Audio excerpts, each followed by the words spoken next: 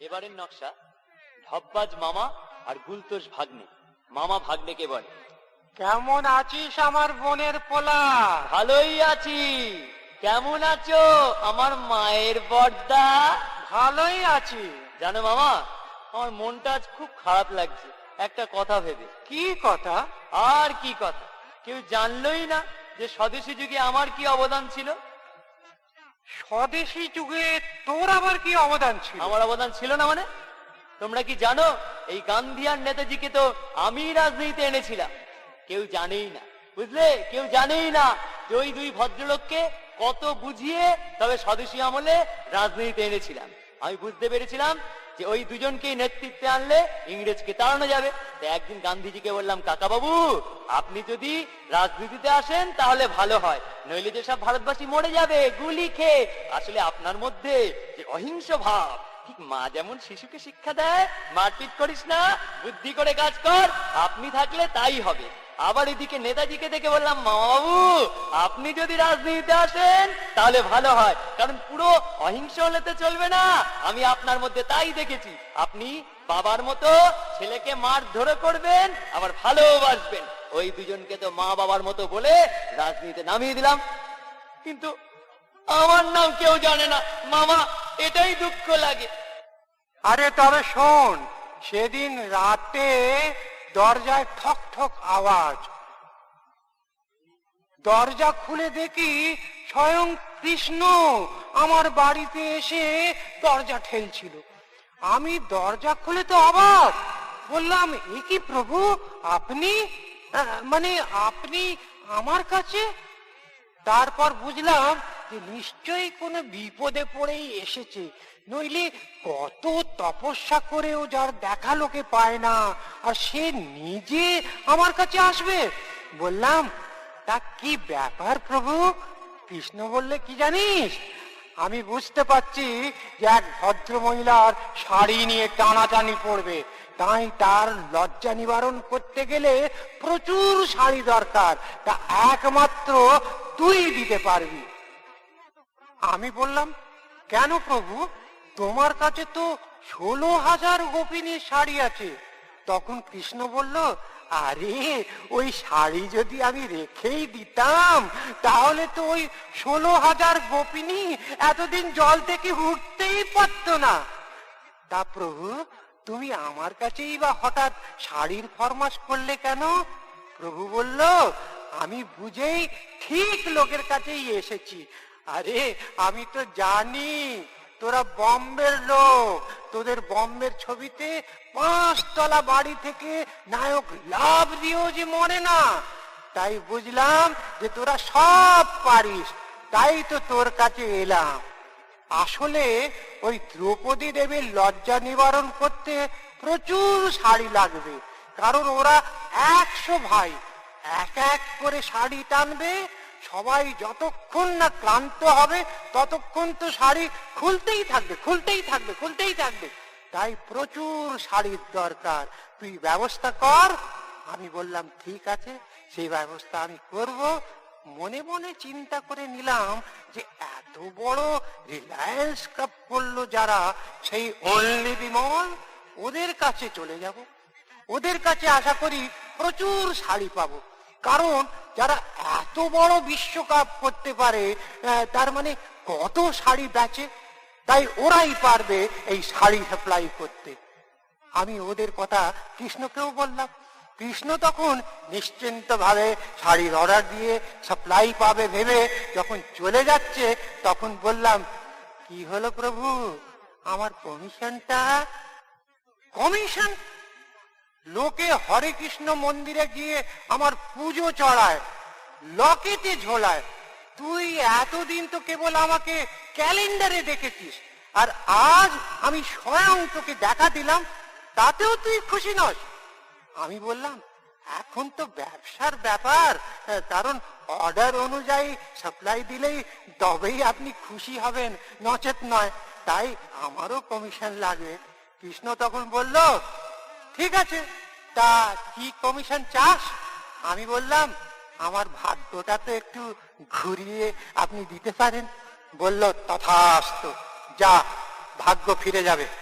তারপর যেদিন ওই 100 ভাই মিলে একে একে দ্রৌপদী শাড়ি টানছে, আমি তখন ওপরের মাচায় বসে একটা একটা করে শাড়ি কৃষ্ণের বাঁ হাতে দিচ্ছিলাম, আর কৃষ্ণ ডান হাতে একটা একটা করে শাড়ি দ্রৌপদীকে সাপ্লাই দিচ্ছে। শেষ পর্যন্ত গামছা দিতে লাগলাম। তা কৃষ্ণ বলল, ঠিক আছে, লজ্জা তো নিবারণ হচ্ছে, তাই গামচাই সই। সত্যি সেদিন দ্রৌপদীর লজ্জা নিবারণ তো হয়েছিল, কিন্তু এক বেটাও জানলো না যে ওই শাড়িগুলো সাপ্লাই করেছিলাম আমি। সবাই জানলো যে কৃষ্ণই দ্রৌপদীকে শাড়ি দিয়েছে।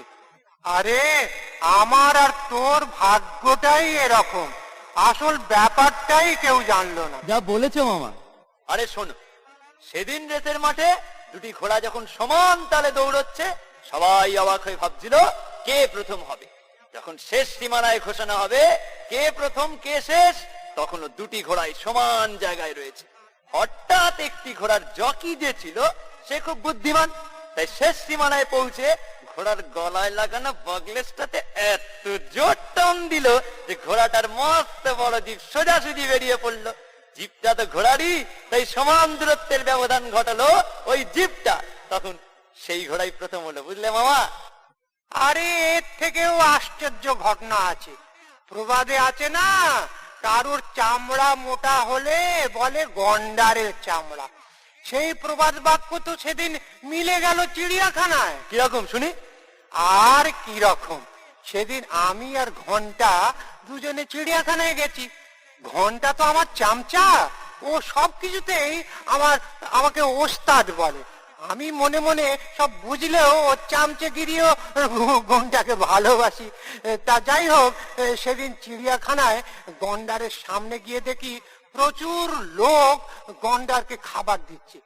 গন্ডারটা হাঁ করে বড় বড় দাঁত বার করে খাবার খাচ্ছিল, কিন্তু ঘন্টা আমায় খুশি করার জন্য চামচেকিরি করে বলল, ওস্তাদ, গন্ডারটা ওই বড় বড় দাঁত বের করে খাওয়ার ছলে আপনার দিকে তাকিয়ে হাসছে, দেখুন দেখুন। আমি বললাম, হাসছে? ও তো হাসবেই, গত বছর যে ওর বগলে আমি কাতুকুতু দিয়েছিলাম, তা সেই কাতুকুতু পৌঁছতে যে ওর 1 বছর সময় লেগেছে। জানিসই তো গন্ডারের চামড়া মোটা। এ আর কি আসছে, আমি প্রবাদে যা নেই তাই বলি। তাহলে বল, আর কি আশ্চর্য? শোনো তাহলে, আমার এক বন্ধু জার্মানি থেকে এমন একটা মেশিন নিয়ে এসছে, সেই মেশিনে যদি আস্ত পাঠা ঢুকিয়ে দাও না, দেখবে পিস পিস করে কুচি কুচি হয়ে পাঠাটা বেরিয়ে এলো। আবার ওই পিস পিস করা পাঠাটা যদি ওই মেশিনে ঢুকিয়ে দিই, একটা নীল বোতাম টেপো, সাথে সাথে না ওই মেশিনের ভেতর থেকে বে বে করে পাঠাটা বেরিয়ে আসবে, বুঝলে? সে কি কথা, তাই নাকি? তবে শোন, একবার শীতকালে দার্জিলিং গেছিলাম। আমি বাথরুম করতে গিয়ে দেখি প্রস্রাবটা একেবারে স্টিক হয়ে বেরিয়ে গেল। মামা, তোমার তো তাও প্রস্রাব গুলো বরফ হয়ে গেছিল, কিন্তু আমি আমার গার্লফ্রেন্ডের সঙ্গে যতগুলো কথা বলেছিলাম না, সব কথাগুলো জমে বরফ হয়ে গেছিল। তাহলে শুনলি কি করে? তুমি যে সম্পর্কে মামা, কি করে শুনেছি না? বলতে না বড্ড লজ্জা করছে, বলবো? আরে তুমি ইংরেজি ছবি দেখোনি, একটা ছেলে আর একটা মেয়ে কি করে? বলবো? ঠোঁটে ঠোঁট চাপলাম, বরফগুলো ভাঙলো, কথাগুলো সব শুনতে পেয়ে গেলাম। আরে সেদিন বাড়ি ফিরছি, পাড়ার মোড়ে কতগুলো ছোকরা বসেছিল। আমি দেখি ওরা না আমায় দেখলে সিগারেট লুকোয় না, কিন্তু পাড়ার একজন ভদ্রলোক, মানে চিটিংবাজ, মহিলা পটাবার গুণ আর মাতাল ভদ্রলোককে দেখে ওরা না সিগারেট লুকোয়। তা আমি বললাম, কিরে, আমি যেহেতু কমেডি রোলে অভিনয় করি, সেই জন্যই কি তোরা আমায় দেখে সিগারেট লুকোস না? বললো কি জানিস? না দাদা, ওই লোকটা যে সিগারেট দেখলেই খেতে চায়, তাই তো ওনাকে দেখলেই সিগারেট লুকোই। আরে মামা, তাহলে শোনো, সেদিন আমার এক বান্ধবীর বিয়েতে না এক ভদ্রলোক সকালবেলা একটা গিফট চেক উপহার দিয়ে বলল, শোন আমি রাত্রে আসবো, এখন অফিস যাচ্ছি, তুই চেকটা ভাঙিয়ে রাখিস। রাত্রে তো সেই ভদ্রলোক নেমন্তন্ন খেতে আসলো, এসে বললো, কিরে চেকটা ভাঙিয়েছিলি? বান্ধবী বললো, হ্যাঁ, পাড়ার একটা ছেলেকে দিয়ে না ভাঙিয়ে নিয়েছি। চেকেতে অ্যামাউন্টের জায়গায় কি লেখা ছিল জানো? কি রে? কিস। হ্যাঁ, কিস? তোদের সব দুষ্টু বুদ্ধি মাথাতেও আসে? যত সব